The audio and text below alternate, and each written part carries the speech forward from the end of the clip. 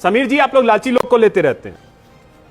देखिए, इनकी वही प्रॉब्लम है कि इनके चेहरे पे धूल है और ये आईना साफ कर रहे हैं, तो इनको पता ही नहीं चल रहा कि जमीनी स्थिति क्या है, जनता क्या चाहती है, जनता के सवाल क्या है, जनता के फेवर में बात कैसे करे। और दूसरी बात ऐसी है, इनका परिवार ही इनके लिए पार्टी है, हमारे लिए विचारधारा पार्टी है। और मैं अभिषेक जी आपको एक बुनियादी चीज बताना चाहता हूँ, भारतीय जनता पार्टी 60 साल करीब अपोजिशन में रही। क्या आपने कभी देखा हमारी पार्टी कोई सत्ता के लिए कभी टूटी है? क्योंकि हमारा बेस आइडियोलॉजिकल है, हमारे विचारधारा, हम विचारधारा से जुड़े, हम किसी परिवार से जुड़े नहीं है। यहाँ अखिलेश जी की पार्टी हो चाहे उद्धव ठाकरे जी की पार्टी हो, इनमें पता है कि इनका उत्तराधिकारी कौन है। तो उद्धव ठाकरे जी के बाद आदित्य ठाकरे बनने वाले। भारतीय जनता पार्टी में कोई भी कुछ कहीं से भी पद पा सकता है, अपनी मेहनत के बेसिस पे जा सकता है। तो यही फर्क है आइडियोलॉजी में। और इनका और एक प्रॉब्लम कैसा है, इन्होंने तुष्टीकरण की राजनीति की, इन्होंने अलगाववाद की राजनीति की। जब प्रधानमंत्री मोदी जी ने सबका साथ सबका विकास सबका प्रयास की राजनीति की, तो ये सब एक्सपोज हो गए। जनता को भी समझ में आया इनका एजेंडा क्या है।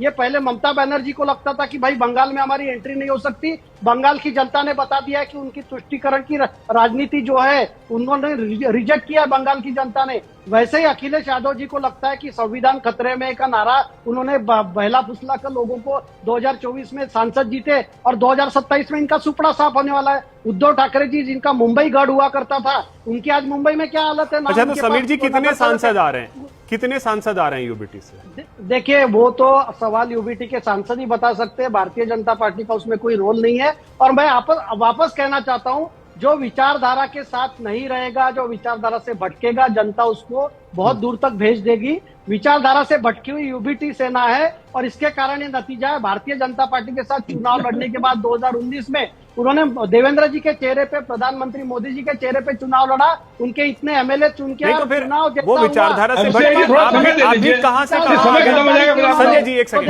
संजय जी एक सेकंड, संजय जी, समीर जी, तो आप लोग भी तो वहां से आए हैं ना संजय, समीर जी, तो आप लोग भी तो, जैसे अटल जी ने कहा था कि टूट फूट वाली जो सरकार है उसको मैं चिमटे से भी छूना पसंद नहीं करूंगा, वहां से लेकर के यहां तक का सफर बीजेपी ने भी तो तय कर लिया। देखिए अभिषेक जी, हमारी और बाकी चीजों में एक आप बुनियादी फर्क समझिए।